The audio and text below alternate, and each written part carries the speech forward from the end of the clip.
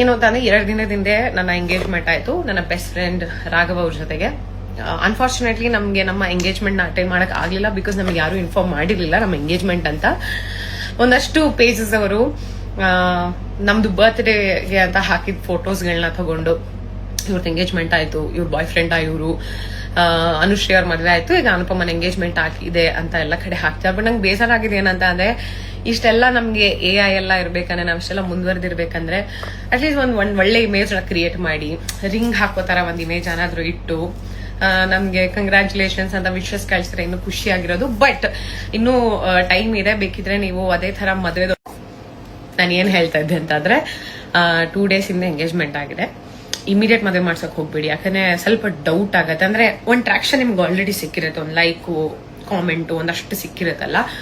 Immediate ಮಾಡಿದ್ರೆ ಅದು ಚೆನ್ನಾಗ್ ಅನ್ಸಲ್ಲ. ಒಂದ್ 2 months ಬಿಟ್ ಮಾಡಿ, ಮತ್ತೆ ನಿಮ್ಗೆ ಒಳ್ಳೆ ಟ್ರಾಕ್ಷನ್ ಸಿಗತ್ತೆ, ಜನ ಎಲ್ಲ ನೋಡ್ತಾರೆ, ಶೇರ್ಸ್ ಆಗತ್ತೆ, ನಮ್ಗಳಿಗೂ ಬರುತ್ತೆ ಅದು.